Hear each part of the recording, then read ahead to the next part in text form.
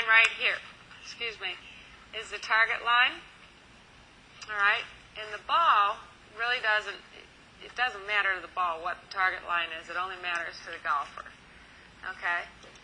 Then the club face, if I want to hit a push draw, which is the ball starting just slightly to the right of target, okay, the club face needs to be pointing to the right of target when the ball leaves the club face. Okay? Now, if it was just the face only that influenced that ball, the ball would go off to the right. Okay? But there's also the path of the club. Okay? So the path coming in, if it's that much further to the right of the face, that tilts the axis of the golf ball is the equator. A straight ball, the equator spins around itself here. The axis would be coming right out of this. All right? But when the path is greater than the face, it takes that axis and it tilts it this way.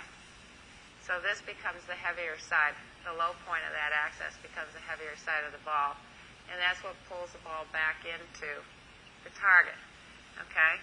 A golfer reaches full extension on a push path. Just like a field goal kicker in football. When they come in, your football or mine. Okay? When they come in, they're coming in from the side that we play golf on, and they're kicking out with full extension.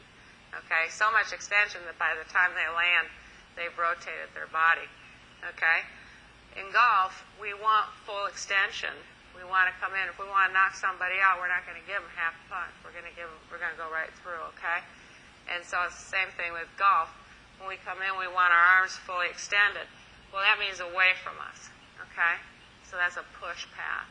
That's the most efficient way to get the ball out there and play the yardage that we need to play, okay? So we start the ball off to the right of target, but we swing with the face pointing slightly right, but the path is just further right, and that curves the ball back to target. Okay, so that's your push path. So the face is 5 degrees to the right of target. Path is 10 degrees to the right of target. You've now got the ball drawing back through the goalpost or next to the pin. Okay? It also works the same way on this side of the path. Okay?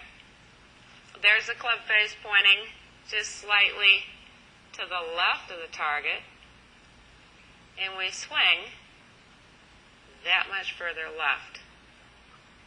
Okay?